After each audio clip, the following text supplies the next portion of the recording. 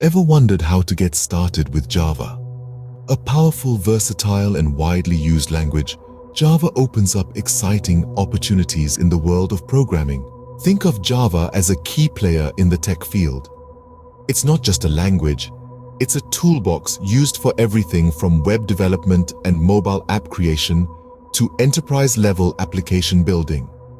Its readability and portability make it a favorite among developers. So, where to begin? Start by setting up your development environment. This will involve choosing and installing a Java Development Kit or JDK and a suitable integrated development environment or IDE. Eclipse and IntelliJ IDEA are popular choices. Next, it's time to get familiar with Java syntax. This includes understanding variables, data types, and control structures. By the end of this stage, you'll have the skills to write your first Java program. Java is an object-oriented language. This means it's centered around objects and classes. But what does that mean? In this section, you'll learn about creating classes and objects and how to use them effectively. The best way to learn Java is by doing. So, roll up your sleeves and get ready to write a simple program.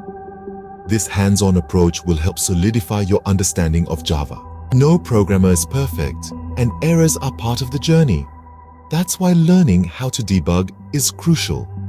In this section, you'll discover how to use debugging tools to find and fix errors in your code. Finally, remember that you're not alone on this journey. There are plenty of resources and communities out there to support you.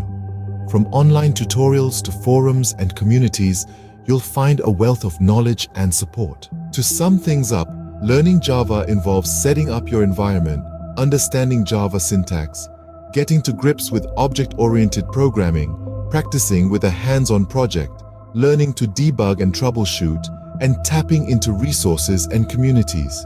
That wraps up today's guide on starting your Java journey.